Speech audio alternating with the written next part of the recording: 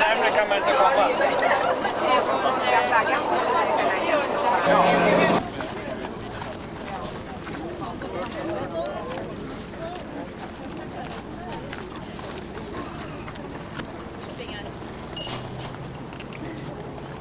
Ett fyrfaldigt leve.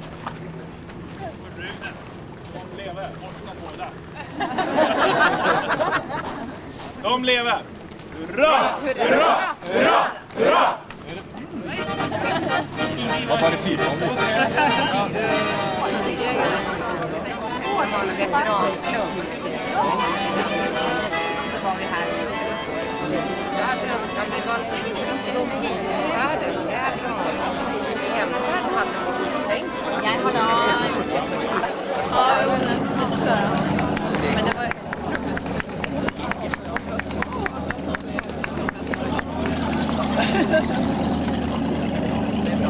jag tycker att det finns lite 60-tal. Ja.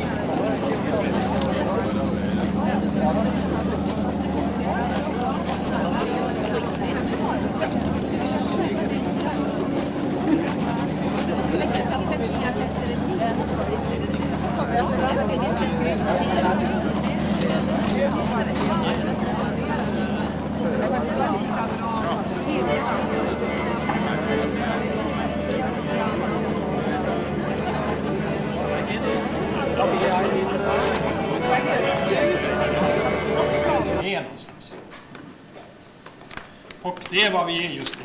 Vi sitter alltså i själva Vaxholms fästning.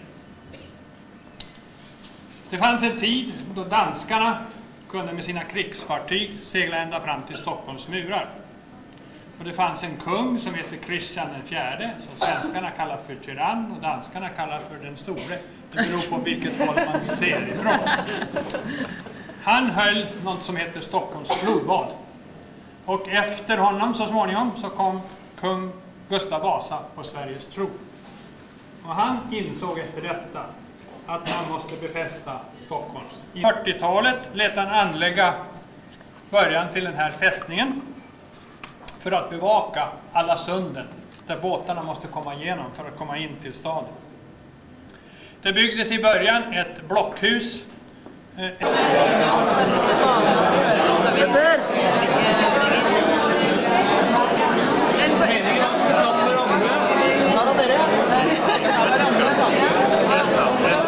blitsen går, den slukker ikke av seg selv.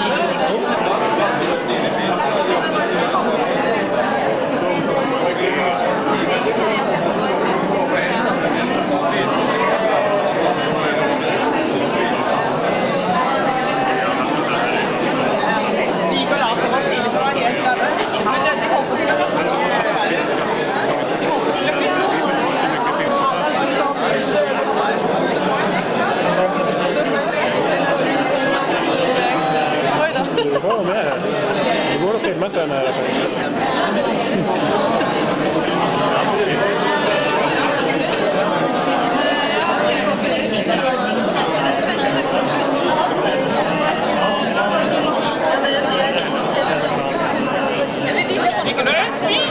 Jo då, för evigat.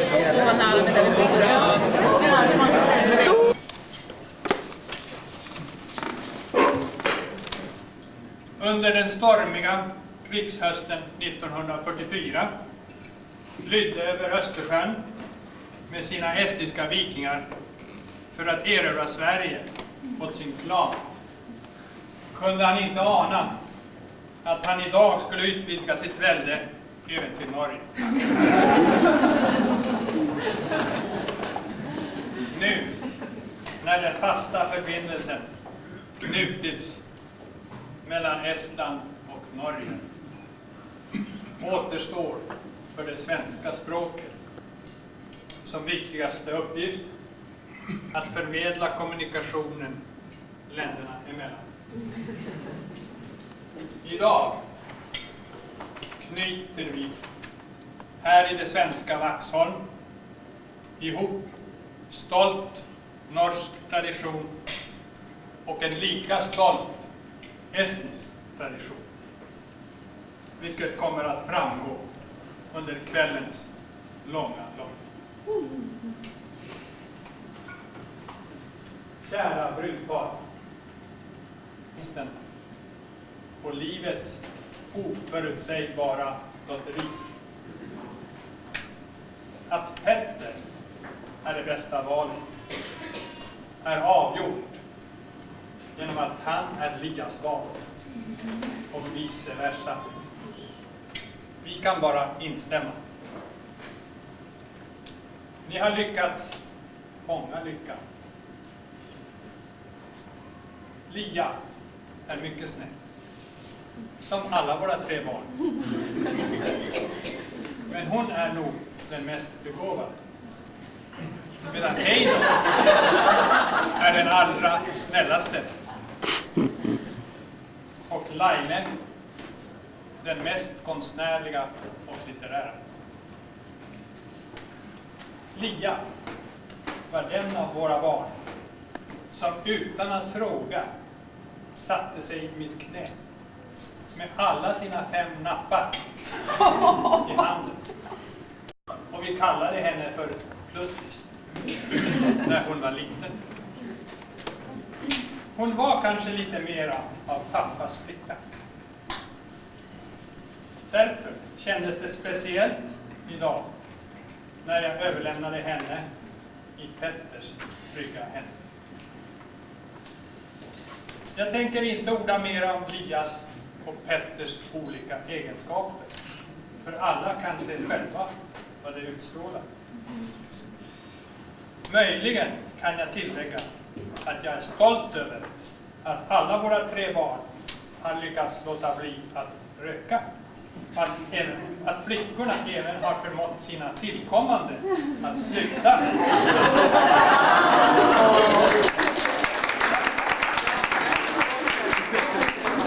Litet kärlekens underverk, så att säga. Och byråkrat i sitt innehåll. Det äkta ståndet. Och estniska språket heter äktenskap, abiel. Det består av 2 ord. Abi och el. Det vill säga hjälp och liv. Denna kombination har något poetiskt meningsfyllt över sig. Vi gifter idag i första hand inte för att komma in i det äkta ståndet, utan för livet. För att leva med varandra. Och för att hjälpa älskare och föräldrar. Det gäller att vara lojala mot varandra i vått och torrt. Nu finns det emellertid en orolig värld runt omkring också. Det är därför viktigt att alltid komma ihåg att vara uppriktiga och ärliga mot varandra och att kunna förlåta. Det finns ingenting som man inte kan tala med varandra om och rätta till. Detta är abelos, äktenskapets privilegium. Jag tycker att det är viktigt att allt detta blir sagt här idag som följebrev på er gemensamma väg. Lyckan ligger framför er, både i med- och motgång. Sköt om den. Sköt om er. Jag vill innerligt önska er båda lycka till tillsammans med alla här närvarande bröllopsgäster. Skål!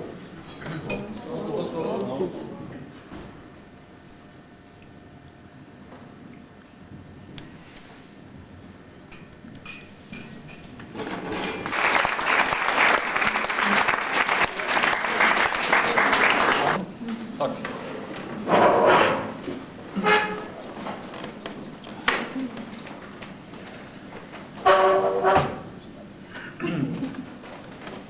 Kjære mor og far, Helga og N, kjære Lia, og alle bröllopsgäster. Om ni hade frågat Lia så tror jag hon ville sagt att jag är bättre till att hålla tyst än att tala.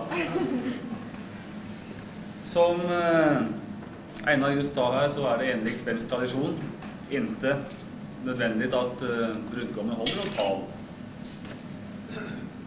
Nu är det så att enligt den norska traditionen så håller brudgommen, om man då inte är för ung, ett tal där han tackar för bruden.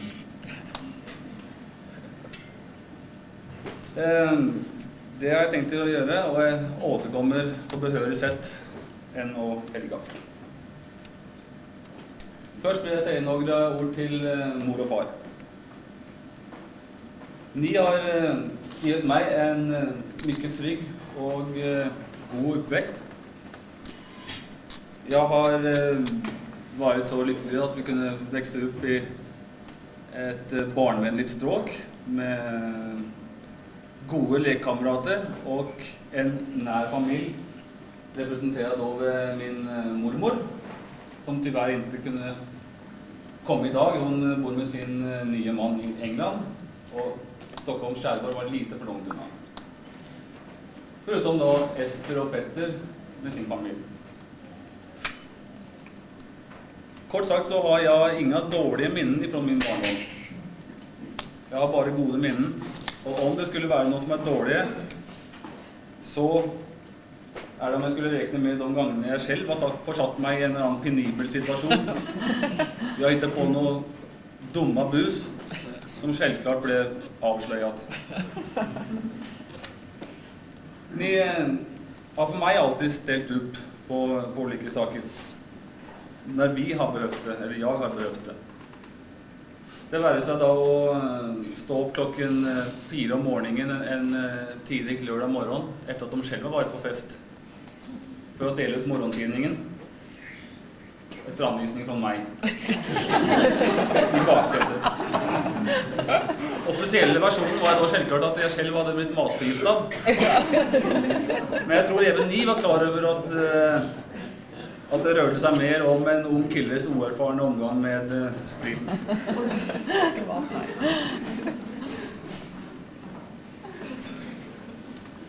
Framfor alt så har de beholdt troen på meg, virker det sånn.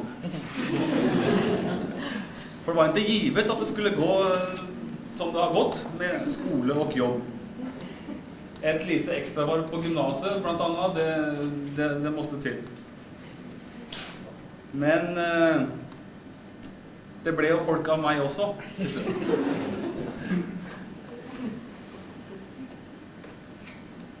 En annen sak er at det har gitt meg ganske stor frihet under ansvar. Even som eldste pojke i familien. Men samtidig så har det også utvidet av stor grad av tålmodighet for at dette ansvarstagende skulle vise seg.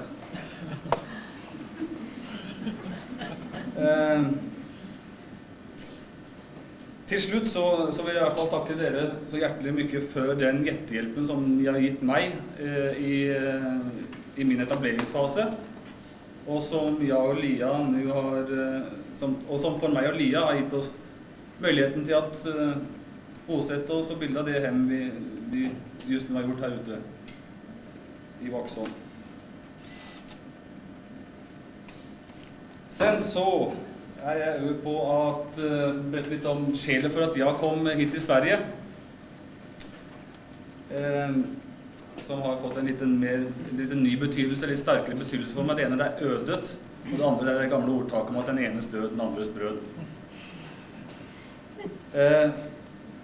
For det hadde seg slik at når jeg da endelig traff Lia denne kvelden, så jobbet hun i et oljebolag, precis som jeg. Jeg var her på grunn av Estonia, og Lia hadde jo fullt blods estisk blod rinnende i sine årer. Og her står jeg nå i dag. Sen så gikk det snapt med Lia og meg. En måned etter at vi traff hverandre da 21. januari 1995, så var jeg på familiefest hos familien Nolden. Jeg var supernervøs og tykte at det var fruktansvært tidlig med en sådan presentasjon for familien.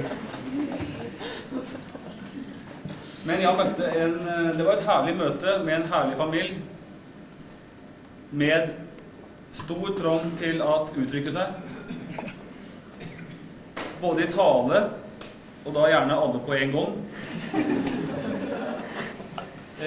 gjennom konst, og gjennom skriften og elektronikken. Gjennom konsten ved det at man kan ikke se tapeten hos familien nå før helgas praktfulle konstverk. Og fjernkontrollen, den hittar man ikke, for det er 14 av dem.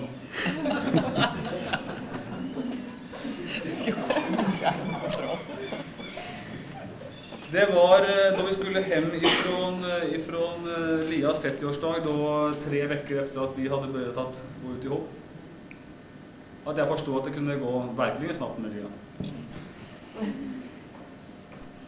For i utgangen, med et leende fra øron til øron, som bare han kan det, og undret på nær brøllopet skulle være. For dette tykte han var bra. Både det enn bedre. Til slutt så vil jeg vel si at jeg og Lia er glade for at det ser ut til at våre respektive foreldre ser ut til å komme så vel overens med hverandre. Det gir i hvert fall oss en litt ekstra trygghet. Så Lia. Dagen i dag, den vil jeg påstå at skyldes min jævla envishet. For da vi var som sagt ute 21. januari i fjor, så bodde jeg på den tiden hos Jan Christian, og vi var ute på Café Opera, som da var og er kanskje da innstedet med stor I Stockholm. Og på et av varvene rundt danslokalet, som man jager rundt, så døk det plutselig opp en høg, blond, vakker, elegant kvinne. Og hun døk opp så plutselig at hun spilte hele min øl over meg. Det ble vekslet et par snabbe ord, før vi gikk derifrån og tvart vårt hold og jaget videre. Og jeg tenkte jo selvklart at her var jo lege for en kompensasjonsdans litt senere. Men nei. Første gang, nei, just dansatt. Jeg er for trøtt, og så videre, og så videre. Jeg gav opp. Spillet bort 100 spenn på rouletten. Og sur bestemte meg for at åka be meg hjemåt. Problemet var at da man passerer utgången, så står jo da Lia med sine kjærkompiser precis i utgången.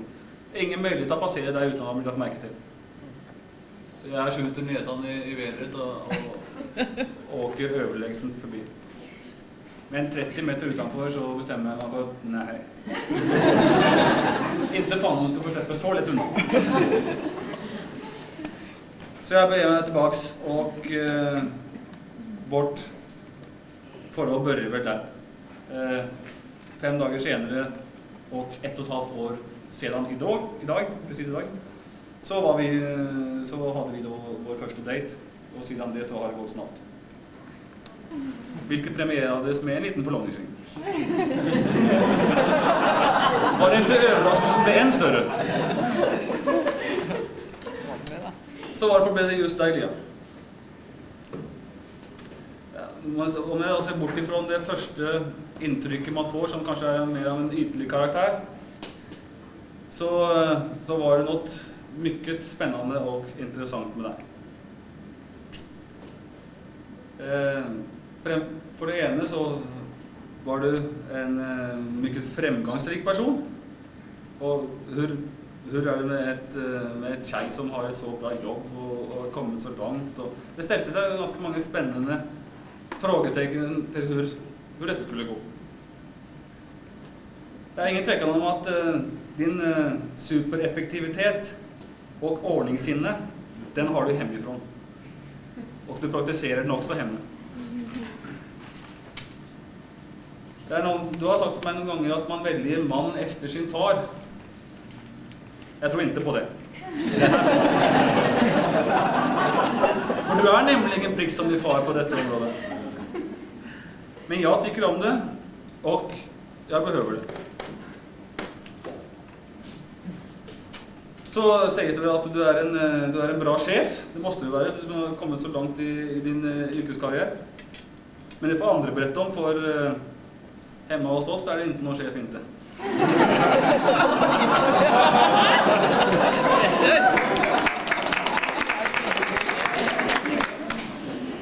Men dette fordrer jo også en stor dos tuffhet, som jeg vet du har, og som du praktiserer. Og at øke din trygghet i vårt forhold, at vi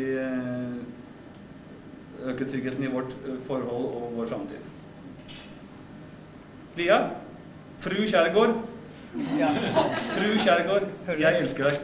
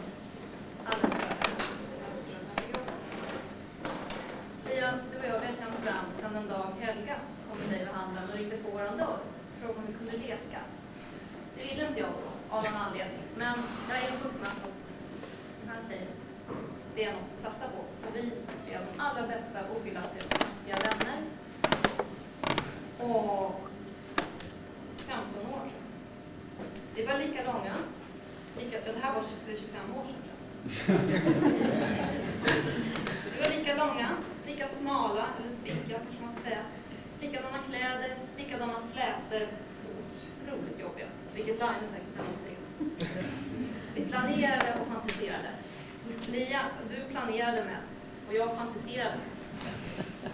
Familjen Naushus var som ett andra hem för mig. Men trots alla estniska radioprogram som skrädderköpets raska och alla familjehögtider man var med på, måste jag erkänna att jag lärde mig aldrig riktigt estniska.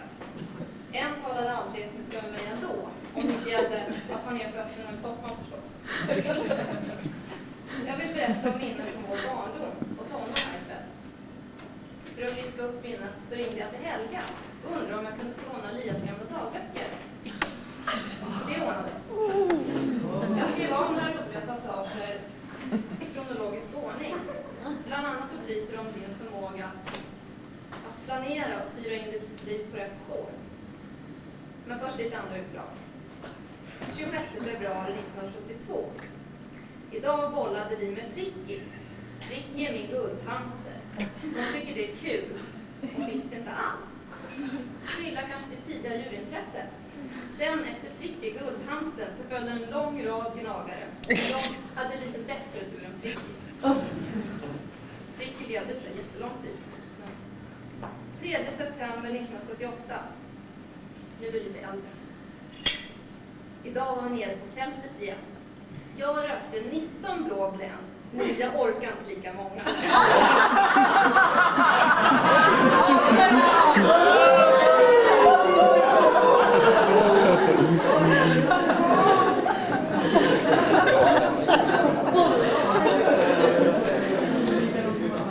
Jag är nog mer van. Blå Blend är godast. Fräscha på något vis. Tog förresten 2 halsblås. Lia påstår att hon gjorde det, men det tror jag inte på. Ditt tidiga uppror mot din far, överläkaren på lungkliniken. 4 april 1979. Nu har Sue och Lindsay varit här i en vecka. Suck, ångrar att vi förra sommaren stannade så länge hos dem med bakom någon trend. Nu ska ju det vara lika länge här. Rätt tjatigt. Mia och jag håller på med saker inför Marbella-resa. Så vi har inte riktigt tid. Som tur är så har Sue och Heino blivit ihop. Och Lindsay spelar golf med Inger, så vi kan fixa med det som sker. Jag skulle tro att det där fixandet det var packningslistor i långa rader, förfärligandet av avancerade, komplicerade och fruktansvärda kreationer. Gud, förbudet bar på oss där. 18 oktober 1983. Nu har det gått ett par år till. Idag sket vi jumpan och gick och tränade istället. Sen på psykologin sa vi att jag skulle ta bort en leverfläck och att Mia skulle hänga med. Den majen går på alltid. Men vi har ju ändå alltid alla rätt på proven. Permanenten blir jättebra förresten den här gången. Du och jag valde rätt fritt ut de lektioner man inte behövde gå på. Och med lite teamwork så var vi även bäst på engelska. Trots att vi hade en god själ. Trots alla som var listiga. Och på Mörhippan den 13 juli då visade du alla dina härliga sidor. Din envishet, ditt mod, din humor, ditt spexande och din smarthet som gjorde att alla dessa minnen ramlade på plats igen. Lia, min kära vän, nu sitter du här ikväll, strålande vacker, den stora dagen. Jag vill avsluta med att påminna dig om alla våra roliga, hemska, galna, tråkiga, otroliga, jobbiga, underbara, pinsamma och fantastiska minnen. Men många av dem behåller vi nog för oss själva precis som jag gör. För det är väl fortfarande bäst där. Lia. Skål, nu för framtiden. Forlover, kan du si det norsk, bestis. Og det er noe jeg setter veldig pris på. Jeg representerer jo litt av det gamle Blommenholm og Høyvik-miljøet som vi har vokst opp i, men også en del av det nye studentmiljøet som vi fikk gjennom studietiden. Jeg husker ikke helt når vi traff hverandre første gang. Vi tippet at det var i 12-13-årsalderen. Du gikk en klasse over meg på skolen, og vi hadde en ganske stor felles vennekrets. Så vi møttes på en del det vi kalte hjemme alene-fester tidlig i barndom, og også på Esson på Ramstadsletta, som var et hyggelig møtepunkt. Av en eller annen grunn. Det var litt spesielt koselig der. Vi kjente hverandre på den tiden. Vi var ikke bestekamerater, men vi møtte hverandre ved mange anledninger. Stikkord fra den perioden. Jeg husker liksom vårt om Petter. Jeg husker du kjørte en Gilera 50. Litt sånn småherrig, kanskje. Du var veldig glad på vannski, biljard. Og så husker jeg brygga på Båtsbøjordet. Da Petter kom tuslende med en blå, grå og hvit plastpose. Litt tung, med mye solkrem. Elisabeth Arden med furunålslukt. Og andre noen stekefett-varianter. Og det som er litt morsomt, det er at når Petter nå i fjor senest kom ned på hytta vår på Sørlandet og drar opp en slitt, gammel, hvit og grå og blå pose, det har vært det samme overlevd nå i 15-20 år. Du har litt følelser i forhold til det. Etter gymnaset så begynte du var i militæret, og du jobbet. Som samboer så var det veldig grei å ha med å gjøre. Du liker å ha ting relativt ordentlig, og du tar din tørn når det trengs. Og du er også veldig god til å lage mat. Så hadde mange hyggelige måltider sammen. Du avslørte tendenser til et temperament av og til. Og ikke ting var helt som du kunne ønske at det skulle være.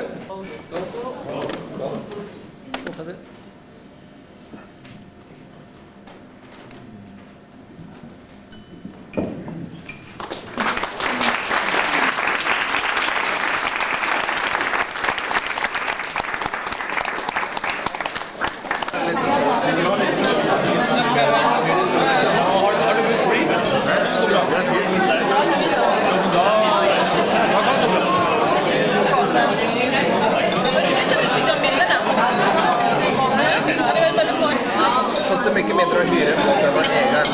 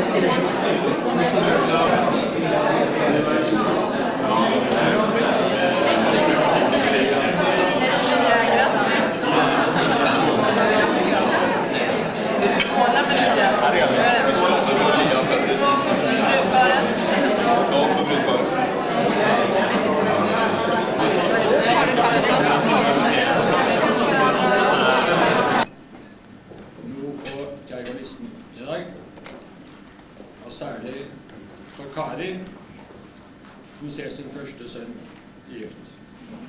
For Helga her og jeg så har vi vært gjennom dette før, men det er like stor stas hver gang.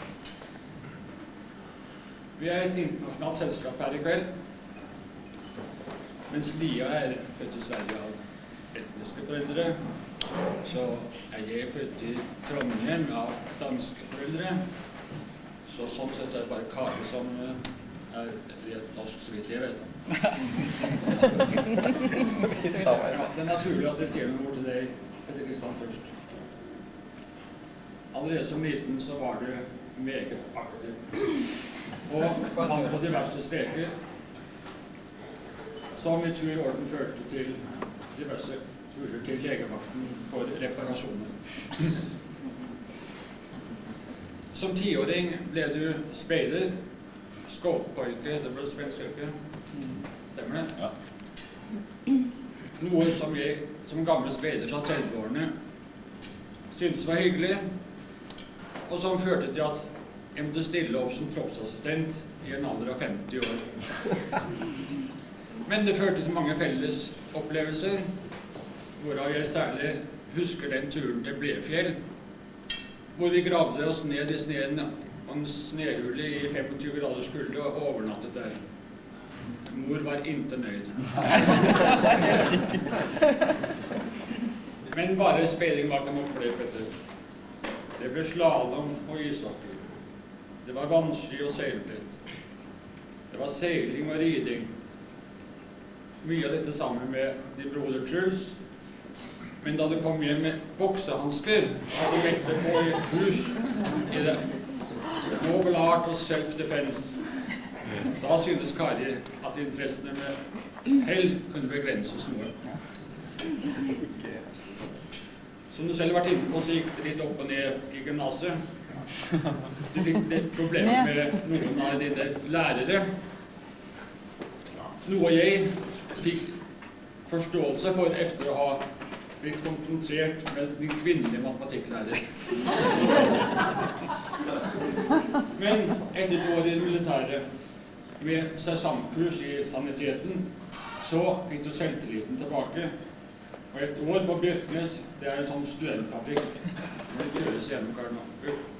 Så ga det resultatet. Du hadde ikke hatt lyst på medisinstudiet etter sanitetskurset i det militære, men jeg var jo glad for at du bestemte deg for å følge i mitt spor og bli ingeniør.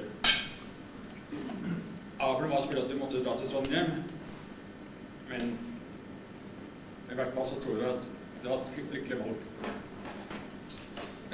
Så det er jeg som 40-årsjubilant i 1989 feiret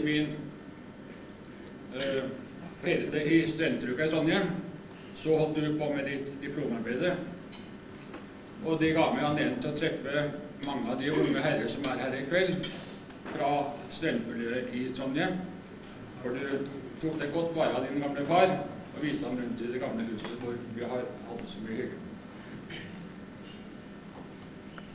Og etter et par år i Trondheim med forskningsarbeidet, så fikk du da jobb i... Forsket vel? Nei, det var forskningsarbeid. Det er noe som trodde det var noe annet jeg mente. Så synes vi det var hyggelig at du fikk jobb i Statoil og kom tilbake til Oslo.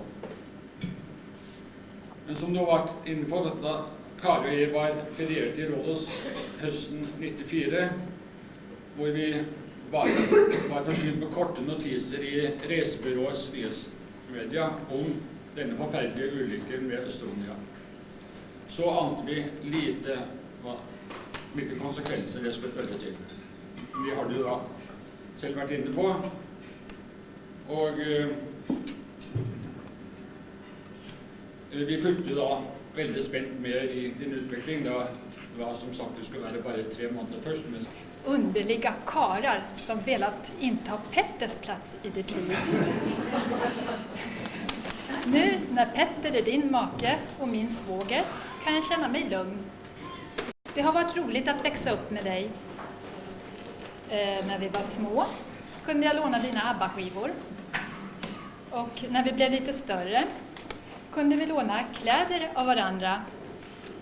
Gärna hemsydda kreationer för diskobruk.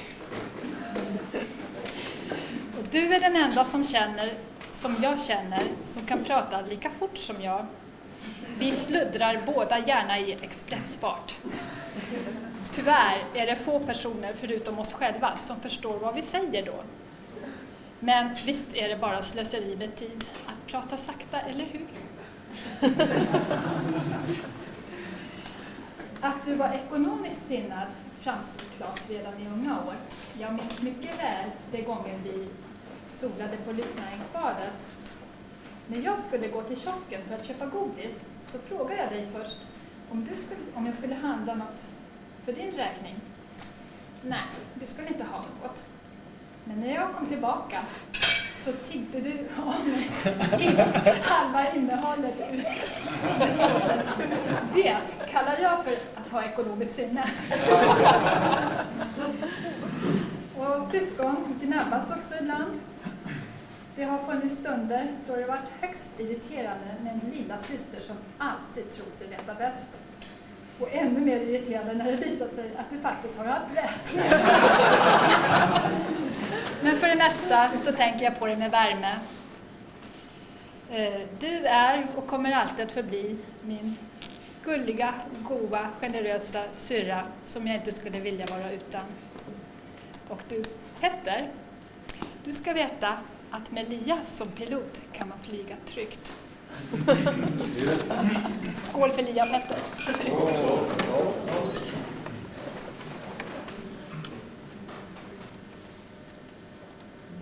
Egentlig, selv om vi sikkert var i toppene på hverandre det meste av tiden, så er det stort sett gode minner. Utrolig stolt av deg på alle måter. Det å vokse opp sammen med deg, spesielt da etter deg på mange måter, det var ganske greit, for når jeg kom på skolen, så jeg håper alle forstår norsken forresten. Så når jeg kom inn døren dermed jeg skjønte at noe måtte gjøres når jeg da gikk i 9. klasse, så måtte jeg velge gymnas. Og jeg skjønte at de lærerne som jeg da måtte møte på Stabekk, måtte jeg være litt forsiktig med, så jeg valgte et annet gymnas. Men ikke noe vondt i det. Jeg er vel kanskje den eneste i verden som vet hvorfor du gikk litt skeis på etter alle de fine årene som var før det. Så det var skolehistorien. Når det var å vokse opp hjemme med deg, så var det selvfølgelig også en lek. Du brøytet vei for meg på alle mulige måter. Det å gjøre noe gærent, gjøre et lite fusk, det var liksom ikke så farlig, for Petter hadde tatt den verste støyten. Jeg husker også det, som lillebror så er det stort sett, har alltid fått høre at jeg ligner på Petter. Det er det alle sier. Det var til og med en jente en gang som sa jeg var kjekkere. Det har kun skjedd. Da var jeg meget stolt, husker jeg.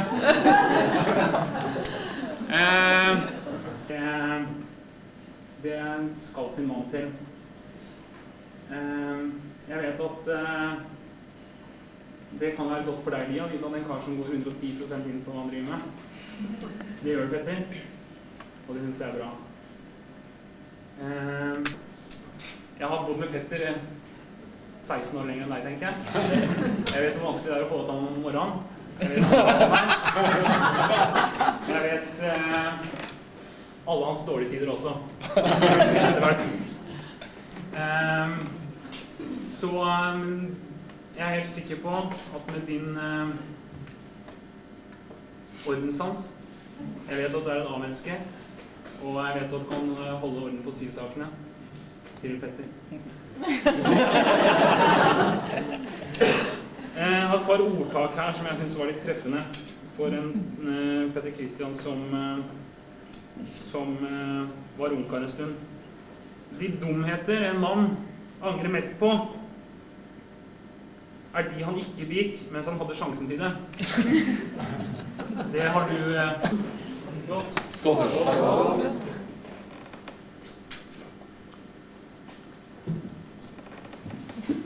Denna sommar varit på 3 bröllop i Norge. Allt under loppet av 8 dagar. Så vi har fått oss en hel del övning. Och jag tror faktiskt att vi klarar det ganska bra. Vårt giftermål och vigsel och även våra liv är en blandning av svenskt, estniskt och norskt, som ni alla hört. Och jag vill därför ta upp en tradition som jag fått till mig i Norge, som jag tycker är väldigt trevlig. Och jag är lite nervös. Nämligen min chans att säga några ord till dig.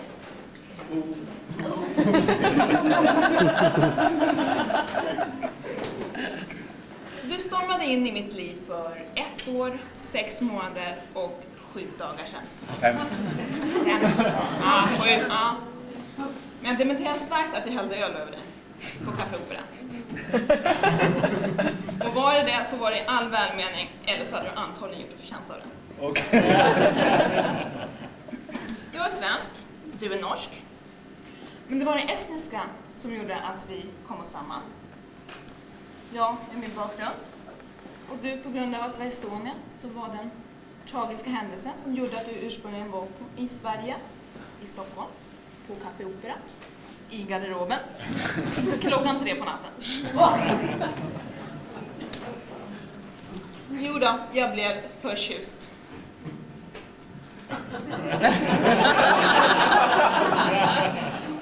Det tog ett tag och jag blev förälskad. Det tog någon vecka till och jag blev lite förvånad. Men antagligen när du kom med 2 stycken vita plastsäckar med alla dina tillhörigheter här i Sverige. Flyttade in hos mig. Det tog 365 dagar och jag blev förlovad. Och nu, 1 år, 6 månader och 7 dagar senare, så är jag förgiftad. Jag är gift och väldigt förälskad. Förutom att du är det absolut bästa som jag vet, så är du generös. Du är generös med dig själv och värnar allt de andra. Du är alltid ärlig, öppen, positiv, glad. Ja, oftast. Inte alltid 6:30 på morgnarna. När jag vill diskutera Bosniens framtid eller kärnfysik. Men, okej. Du är påhittig, men samtidigt en väldigt god läromästare. Under loppet av 1,5 år så har jag fått lära mig stå på skidor. Vertikalt, horisontalt och på vatten. Allt med olika resultat. Samt dessutom, så numera på min fritid så spelar jag surprise golf. Jag har 46 i handikapp om man redan. Du är rolig. Alltid glimten i ögat. Du är envis. Envis har fått en annan betydelse för mig. Du är till och med envisare än jag. Så väldigt ofta väldigt intressanta diskussioner hemma. Du är duktig och ambitiös. Och samtidigt väldigt stöttande för mig. Du är händig, du är teknisk, du är en ingenjör. Så jag slipper lära mig hur man lagar en gräsklippare, eller hur man håller ner en flaggstång, eller hur man lagar en punktering 3 gånger på samma hjul. Men absolut bäst av allt, det är att jag då som sann ekonom tycker att du är väldigt god valuta för pengarna.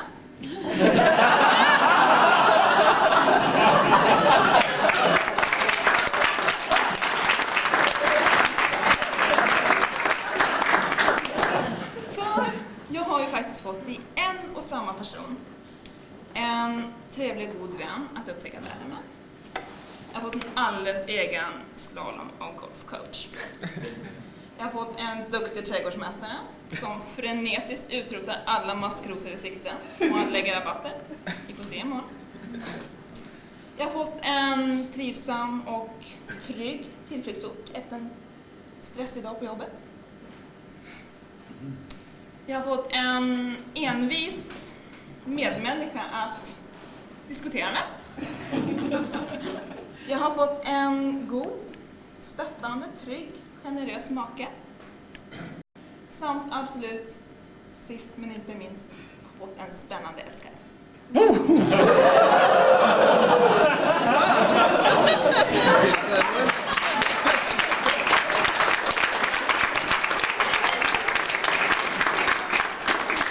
Skål för dig och skål för oss.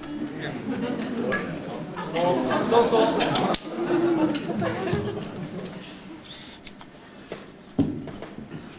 Inn i en ny fase av mitt liv. For ca. 33 år siden så skulle vi også i en kirke, riktignok i Oslo. Det var en ny fase i livet også, det var barndåpet. En ny tradisjon, så skal man egentlig da som fadder overvåke oppdragelse og så videre. Og det har jeg ikke gjort.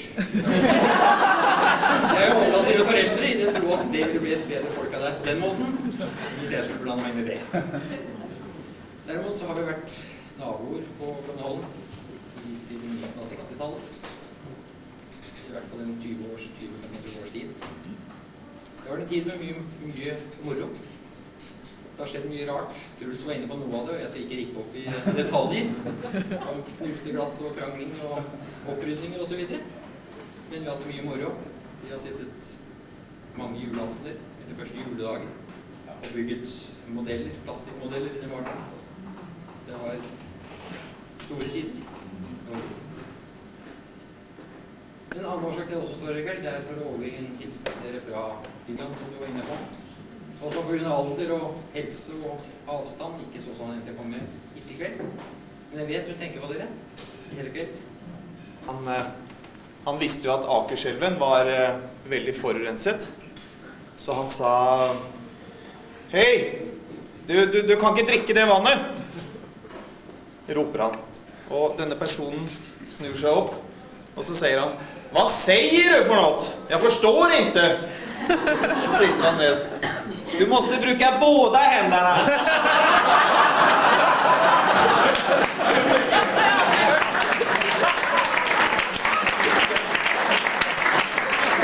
När du var liten? Av den enkla anledningen att du var liten.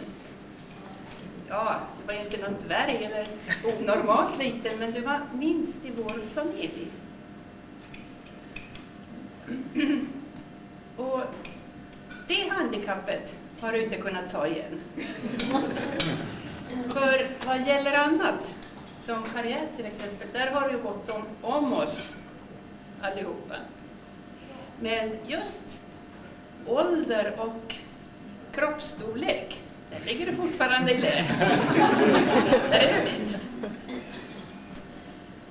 Ja, hur behandlar en mamma sitt minsta barn? Jo, man försöker skydda det och stödja det och värna det, varna för allt ont.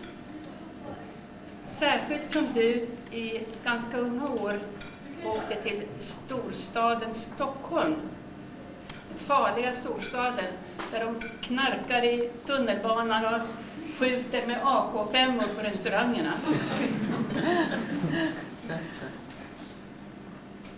Ja, helt omärkligt har du uppnått vuxen ålder. Och nu när vi pratas vid mest per telefon så förhör jag mig fortfarande. Du äter ordentligt och om du tar på dig mössa när du går ut. Nej, kanske inte det, men jag säger till exempel att du har väl sagt till dina grannar att hålla ett öga på brevlådan när ni reser bort. Och då blir du så irriterad. Då snäser du åt mig. Jag är vuxen, säger du. Sluta vara så mammig.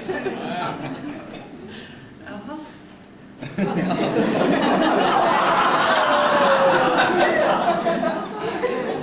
Men om jag är mammig, ja, vad tror du att min pappa är då?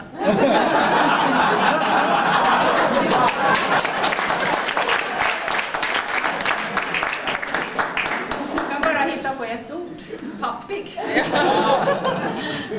Jag kan bara nämna ett exempel.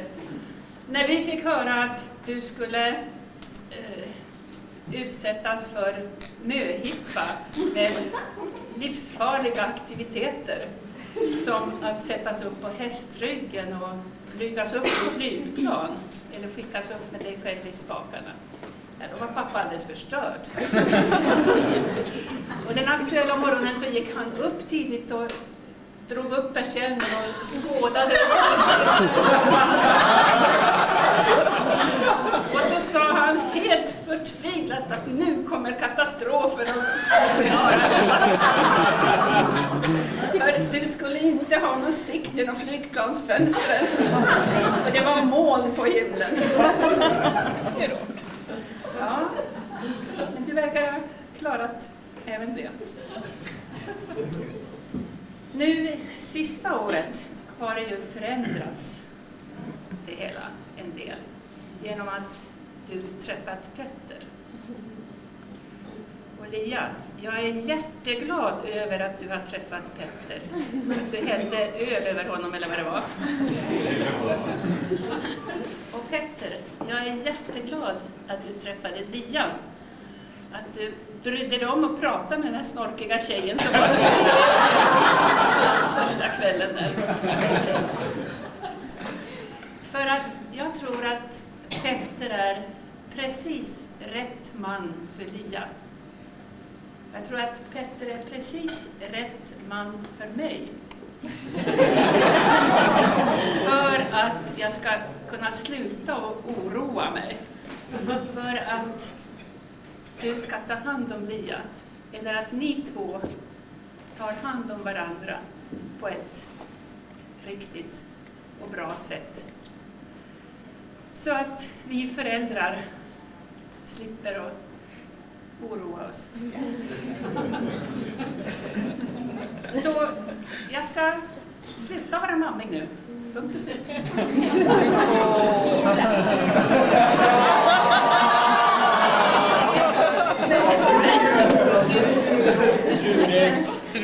Men ett litet PS. Det här med att oroa sig för sina barn, oftast i onödan förstås. Det hör till föräldrarollen. Och det hör till föräldraglädjen. Och den glädjen önskar jag också er lite framöver. När den tiden kommer. Jag önskar er all lycka. Och jag önskar att ni alla våra gäster förenar er med mig i denna välgångsskål för Lia Petter. Skål!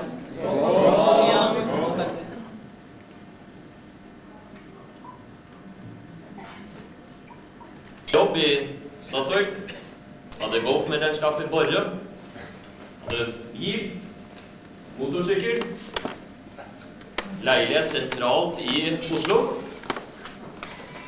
og han hadde stamkort på en svært populær bar som het Organs.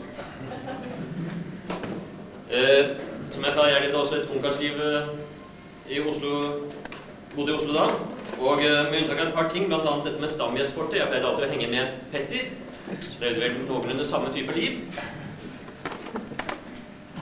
Men så fant jeg ut at jeg skulle til Stockholm. Jeg bestemte meg tidlig på sommeren at jeg skulle flytte til Stockholm for å jobbe her. Jeg husker du, Petter, du sa at du syntes det var litt tøft gjort at jeg skulle bryte opp ungkarslivet i Oslo og flytte til ungkarslivet i Stockholm.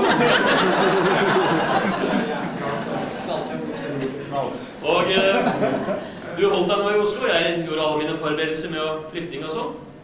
Men jammen meg så ville skjebnen annerledes. Det var jo denne ulykken i Østersjøen som rammet blant annet gasolavdelingen i svenska Statoil kraftig. Og da ble du, Petter, som ressursperson, hux flux, fløyet over til Stockholm for å hjelpe til der. Det ble 3-4-5 uker på hotell, og du hadde da vært der i 3-4 uker før jeg kom til Stockholm. Men da jeg kom, så fant jeg vel ut at det var bedre å bo på gjesterommet mitt på Lidingø enn på et hotellrom. Og det satte jeg veldig pris på, for jeg ble bedre kjent med deg. Selv om du var ikke så ofte hjemme. Du hadde levde et svært hektisk liv med full jobb i Oslo, full jobb i Stockholm. Men, som sagt, jeg satte i alle fall pris på det. Du skulle bare være frem til jul, men så kom julen, og du fikk spørsmål om å bli lenger. Svenska Statoil vil gjerne ha deg lenger. Du gjorde en meget bra jobb, tydeligvis. Og jeg vil også gjerne ha deg lenger. Det var trivelig å ha en kamerat i nærheten. Det var jo ganske bra også, men du reiser jo spesielt mye, men jeg var jo en del i Oslo selv. Vi reiste der det var fest. Vi var mye i Oslo, mye i Stockholm. Festet litt her og der. Men så, Petter, treffer du en svensk tjej i januar. Og jeg begynte å mistenke at det var noe som var noe alvorlig her. Da du misset deg en fest i Oslo. Du skulle på jobb. i norske Statoil på mandag, og du skulle bare ha en date på fredagen, og så skulle du komme på lørdagen, og så skulle vi gå ut på staden sammen. Men du kom aldri. Det var da jeg fikk mistanke. Det var i januar. Og min mistanke ble ytterligere styrket da du flyttet ut fra meg og inn i Ynglingagatan. Og så vet vel alle hva som skjedde. Mistanken ble vel, hva skal vi si, bekreftet. Da jobben i Oslo ble sagt opp. Ny jobb ble klar her i Stockholm. Og i løpet av tre sommerdager, en onsdag, så skrev dere under kontrakt på det flotte huset deres her i Vaksholm. Torsdagen hentet dere deres splitter nye, fabrikknye Volvo, Herregardsvogn, for å kjøre den til Oslo, for fredagen å skrive under salgskontrakten på din leilighet i Oslo. Jeg sier som en kjent tegneseriefigur, den som nøler er fortapt. Og Petter nølte ikke. Og det kan man godt forstå når man ser hans vakre brud som sitter ved hans side. Kjære Lia, jeg må innrømme at jeg var litt skeptisk da Petter traff deg. Jeg er egentlig litt skeptisk når kvinner får mine kamerater til å gjøre uventet ting. Og jeg tenker da på dette med røyking. For plutselig, Petter var jo, hva skal jeg si, glad i sigaretter. Og plutselig så var det stopp på dette her med sigaretter. Jeg var litt skeptisk. Sportsinteressert kan være sitte nyfiken på. Det ble guld til Grekenland i synkronsvømming for kvinner.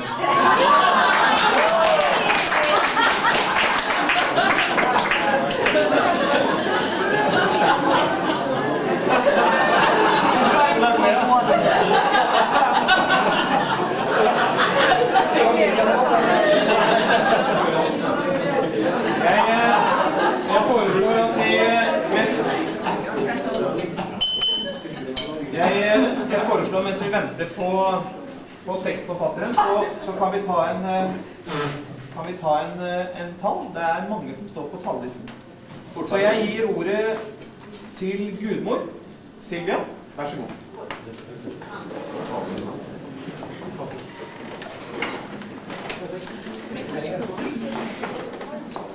Samma hatt som jag hade i kyrkan idag. Jag säger det inte därför att din far har bett mig om att omnämna det, för att han ska kunna säga till din mor att det finns kvinnor som har samma hatt i åtskilliga år. Det är kanske mera för att visa för våra norska storebröder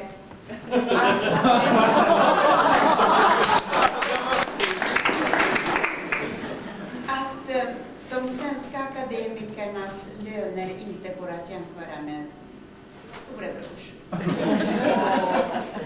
Alltså, när jag bar dig fram i dopet, och jag är mycket stolt med detta.